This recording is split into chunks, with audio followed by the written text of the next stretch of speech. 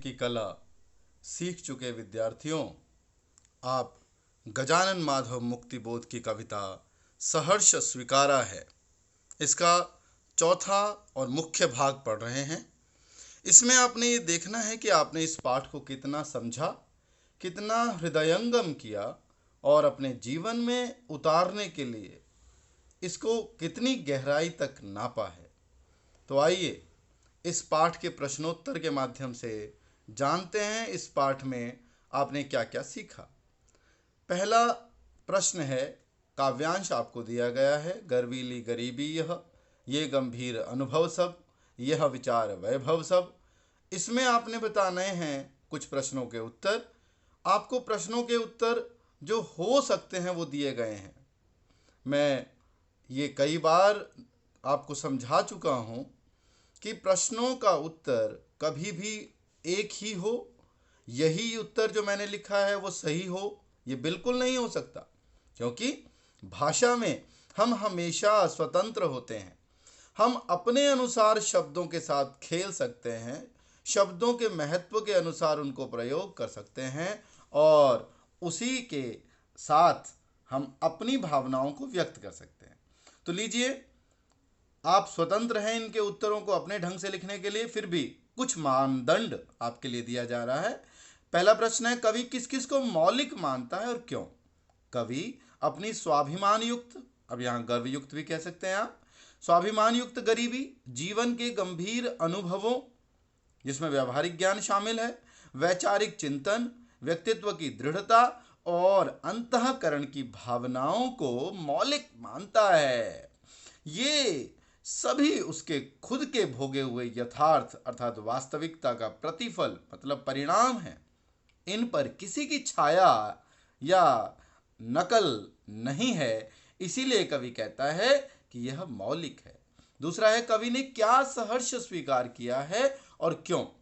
कवि ने जिंदगी में जो कुछ भी प्राप्त है उसे सहर्ष स्वीकार किया है और इसका कारण यह है कि उसका जो कुछ भी है वह उसकी प्रिया को, हमने कहा था प्रिया को ज़्यादातर विद्वान स्वीकार करते हैं, अन्यथा हम ईश्वर के पक्ष में भी ले सकते हैं, क्योंकि वो उसको प्यारा है, इसलिए कवि को सब कुछ सहर्ष स्वीकार है। हमने भी अपने जीवन में एक प्रिय ज़रूर रखना है, चाहे माँ को रखें, बहन को रखें, पत्नी जो व्यक्तिगत शादीशुदा होते हैं वो पत्नी को भी रख सकते हैं, या ईश्वर सबसे बड़ा प्रियतम, हम सब का प्रियतम हो सकता है, उसे रख लें तो और किसी को रखने की ज़रूरत भी नहीं पड़ेगी। तीसरा प्रश्न है, गरीबी के लिए प्रयुक्त विशेषण का भाव सौंदर्य। देखिए, प्रश्न को थोड़ा घुमाया गया है। अब इसका भाव सौंदर्य क्या बताएंगे हम? गरीबी के लिए गर्वीली विशेषण का प्रयोग किया गया है। इसका भाव सौंदर्य है कि गरीबी पर भी गर्व किया जा सके। यह किसी प्रकार की हीन भावना से उत्पन्न होने वाली नहीं होनी चाहिए। अगर मैं गरीब हूं तो मुझे हीनता नहीं है, मुझे किसी से मैं कम नहीं समझता अपने आप को, बल्कि मैं तो अपने आप को कईयों से बेहतर समझता हूं कि गरीब होकर के भी मैंने हाथ नहीं फैलाया, मैंने अपने वर्चस्व को, मैंने अपने स्वाभिमान को कम नहीं होने दिया। अगला प्रश्न देखते हैं हम, और अगले प्रश्न में दूसरा काव्यांश है, जाने क्या रिश्ता है, जाने क्या नाता है। इसमें कवि प्रश्न है कि कवि अपने उस प्रिय संबंधी के साथ अपने संबंध को कैसे बताता है। तो उत्तर है, कवि का अपनी उस प्रिया के साथ बड़ा गहरा संबंध है और उसके स्नेह से वह अंदर और बाहर पूरी तरह से आच्छादित है, ढका हुआ है, घिरा हुआ है, परिवेष्टित है, और उसका स्नेह उसे भिगोता रहता है, उसे उस प्रवाह में हमेशा बहाता चला जाता है। कवि अपने दिल की तुलना किससे करता है और क्यों? तो देखिए, कवि अपने दिल की तुलना मीठे पानी के झरने से करता है। मीठी मीठी यादें हैं, इसलिए उसी से तुलना करता है। वह इसमें से जितना भी प्रेम बाहर उड़ेलता है कि मेरे अंदर जो प्रेम बसा हुआ, यादें बसी हुई हैं, वो सारा जो साथ में जिया था वो अनुभव है, उसे मैं बाहर निकालूँ, अब नहीं और नहीं याद करूँगा, तो वो फिर भर जाता है, अर्थात वो और भर जाता है, वो यादें और बढ़ती चली जाती हैं। यही है वास्तविक प्रेम। अगर आपको वास्तविक प्रेम है तो आपके मन में कोई स्वार्थ नहीं होगा, निश्चल भावना होगी। अगला देखिए, कवि प्रिय को अपने जीवन में किस प्रकार अनुभव करता है। कवि प्रिय को अपने जीवन में इस प्रकार आच्छादित अर्थात ढका हुआ, छाया हुआ और चारों ओर से घेरा हुआ उसके द्वारा अनुभव करता है, जैसे धरती पर सदा चांद मुस्कुराता रहता है। तो कवि के जीवन पर सदा उसके प्रिय का मुस्कुराता चेहरा जगमगाता रहता है। इसी तरह का अनुभव है कवि का। अब कुछ प्रश्न हम करते हैं जिनमें अर्थ आपने कितना समझा उसका पता चले। सहर्ष स्वीकारा है कविता में निहित, निहित मतलब विद्यमान भाव को स्पष्ट कीजिए। कवि अपने प्रेमी पात्र को अपना सर्वस्व न्यौछावर कर देना चाहता है। वह अपना सुख दुख, अपने संघर्ष, अवसाद, अवसाद मतलब जितने भी हमारे जीवन में तनाव हैं, चिंताएं हैं, उठा पटक अर्थात जितनी भी ऊपर नीचे अप डाउन हैं, उन सबको समान रूप से स्वीकार करता है। प्रिय से बिछुड़ने के बाद भी वह स्मृतियों के सहारे विश्व की चेतना का एहसास करता है। अर्थात एक से प्यार करो तो संपूर्ण विश्व से, पूरी धरती से प्यार हो जाता है। वही भावना यहाँ पर व्यक्त हो रही है। ऐसा भी प्रश्न पूछा जाता है कि कवि और कविता का नाम बताएं, तो आपको नहीं भूलना है कविता का नाम है सहर्ष स्वीकारा है और कवि हैं श्री गजानन माधव मुक्तिबोध। गर्वीली, गरीबी को कवि ने गर्वीली क्यों कहा है? क्योंकि गरीबी ही कवि को जीवन की पहचान देती है। जीवन क्या है, जीवन में किसका महत्व है, वो बताती है। अगर आप अमीर हैं तो पैसे को देखकर लोग आपके आगे पीछे दौड़ेंगे, लेकिन अगर आप गरीब हैं तो जो आपका वास्तविक मित्र होगा वही केवल आपके साथ रहेगा, बाकी तो सब दूर भागेंगे। कवि ने भीतर की सरिता किसे और क्यों कहा है? कवि ने अपने भावों को सरिता की संज्ञा दी गई है, सरिता की संज्ञा दी है और इसे दिल का झरना कहकर कवि के मौलिक विचारों का, दिल का झरना है ये जो कवि के मौलिक विचारों का स्रोत है, जो निरंतर उसके अभिव्यक्त करने के बाद भी भर भर कर आता है, अर्थात भरता ही रहता है। जैसे नीचे हम पानी में बोर करते हैं और फिर उसमें हैंडपंप लगाते हैं, तो उसको जितना पानी खींचते हैं और आता जाता है और आता जाता है और आता जाता है। वही बात यहाँ पर कवि कह रहा है। यह कविता किसको और क्यों सहर्ष स्वीकार करने की प्रेरणा देती है? मुक्तिबोध की यह कविता हम सभी को प्रेरणा के रूप में दुख सुख की अनुभूतियों को, हम सबके जीवन की जो दुख और सुख दोनों की अनुभूतियां हैं, सबको होती हैं, समान रूप से होती हैं। कोई ऐसा व्यक्ति नहीं है इस संसार में, चाहे कोई कितना ही अमीर हो, कितना ही गरीब हो, वो कहे कि मुझे कभी सुख नहीं हुआ, मुझे कभी दुख नहीं हुआ। असंभव, सरासर असंभव है। तो सुख दुख की अनुभूतियां सबको होती हैं। और कवि के पक्ष में देखें तो गर्वीली गरीबी है उसकी, वो उसे सहर्ष स्वीकार्य है। प्रौढ़ विचार, व्यक्तिगत दृढ़ता उसकी, जीवन के खट्टे मीठे अनुभव, प्रेमिका का प्रेम व नूतन भावनाओं के वैभव को सहर्ष स्वीकार करने की प्रेरणा देती है। इससे व्यक्ति का जीवन सहज होता है, वह स्वयं को प्रिय से जुड़ा हुआ पाता है।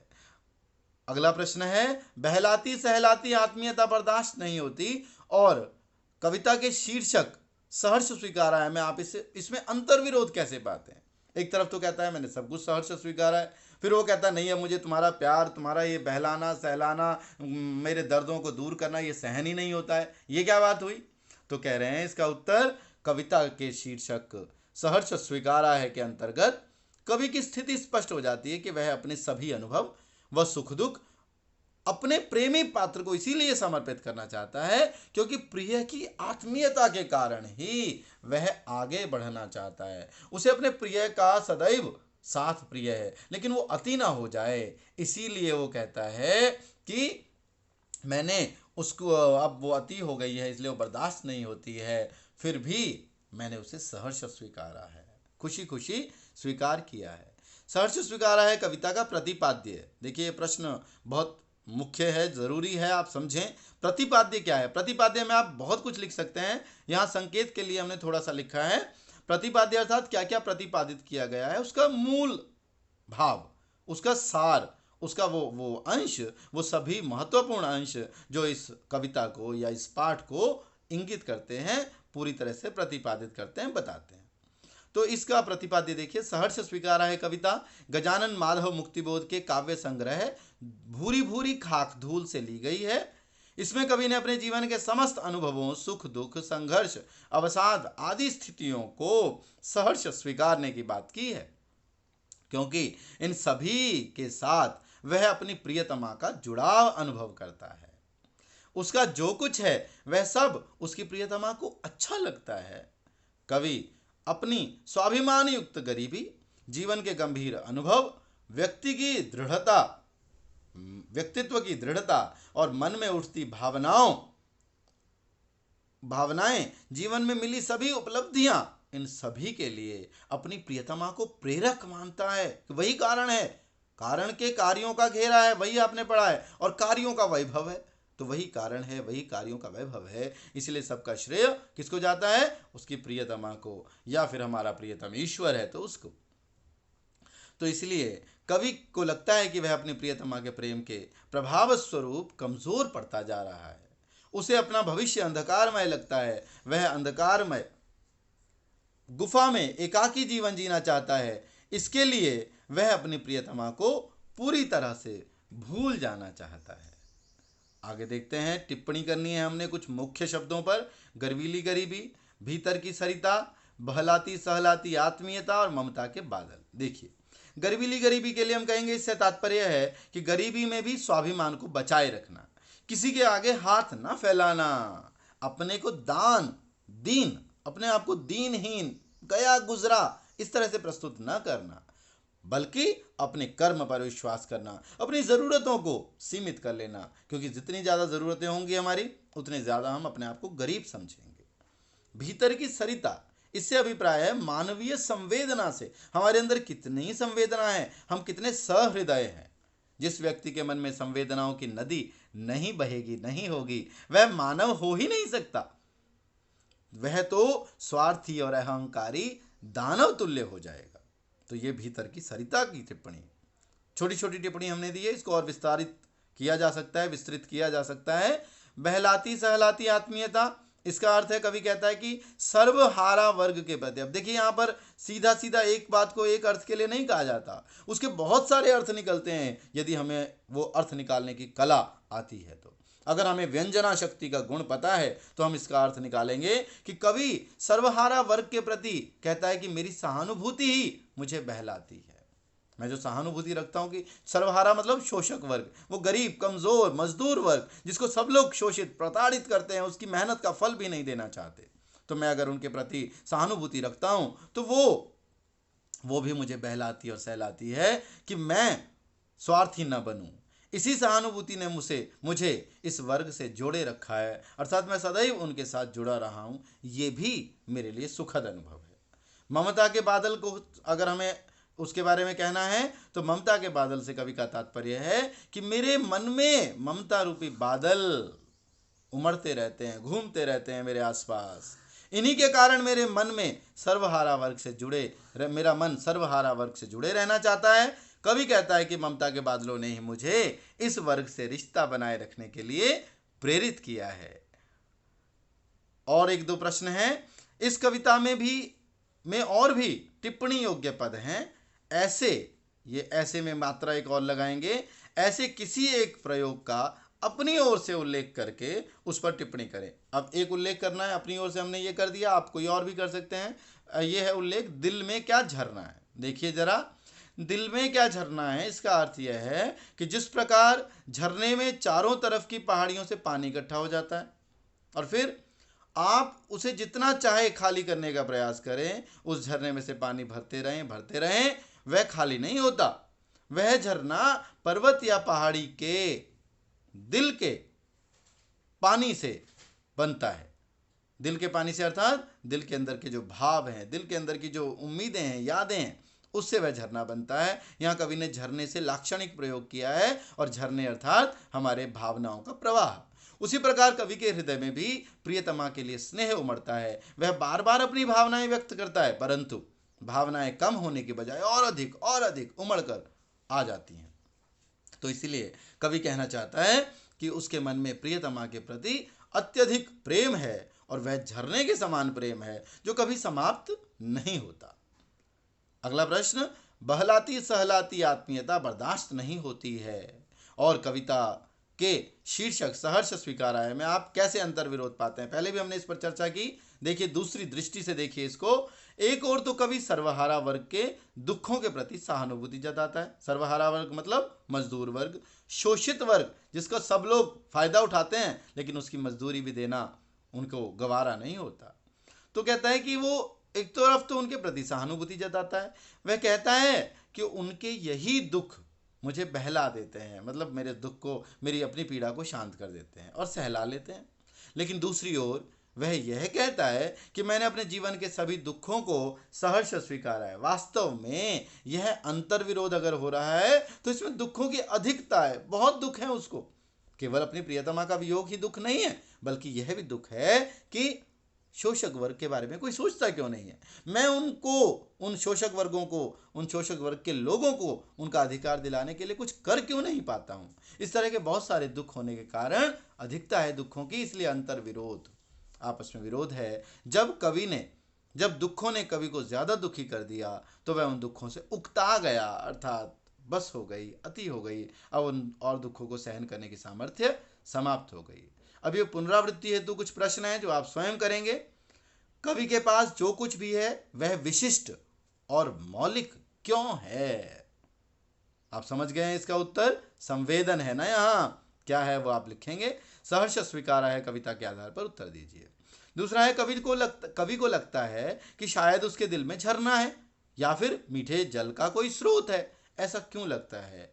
क्योंकि वो खाली होने में नहीं आता। मैं आपको छोटा छोटा संकेत, हिंट दे रहा हूं ताकि आप इन प्रश्नों के उत्तर बखूबी लिख सकें। भीतर वह ऊपर तुम के माध्यम से कवि क्या कहना चाहता है? अथाह प्रेम। कवि कौन सा दंड पाना चाहता है और क्यों? दो दंड की बात की गई थी, दक्षिण ध्रुवी अंधकार अमावस्या और पाताली अंधेरे की गुहाओं में विवरों में लापता होने की बात। फिर है सुखद मधुर स्थिति, आम आदमी को अच्छी लगती है पर कवि के लिए यह स्थिति असह्य बन गई है। ऐसा क्यों? क्योंकि अति सर्वत्र वर्जयेत, अति तो बहुत हो गई, मोह बहुत हो गया और इस मोह से बचना है। कवि कहाँ लापता होना चाहता है और क्यों? पाताली अंधेरे की गुहाओं में विवरों में। और क्यों? क्योंकि अति की बात है ना, और वहां भी उसके साथ कौन होगा आप जानते हैं। कवि अतीत, वर्तमान और भविष्य तीनों का, पास्ट, प्रेजेंट और फ्यूचर, इन सभी की जितनी भी उनके जीवन में उपलब्धियां हैं उसको किस भाव से स्वीकार करता है? यहाँ पर भाव है विनम्रता का, समर्पण का, दूसरों को श्रेय देने का, अर्थात अभिमान न करने का, विनम्रता का। इसके क्या कारण हो सकते हैं ये आप जानते हैं। काव्यांश की भाषिक शब्दावली आप बताएंगे। काव्यांश की भाषिक शिल्प की विशेषताएं लिखिए। उसके बाद अंतिम प्रश्न है पाताली अंधेरे की गुहाओं में विवरों में, इसके प्रयोग से काव्य सौंदर्य में क्या विशिष्टता आ गई है? तो आइए आप सभी इन प्रश्नों को हल करेंगे और इस पाठ के उद्देश्य को सफल करेंगे और जानेंगे कि यह पाठ आपके लिए जीवन में कितना उपयोगी रहा। धन्यवाद।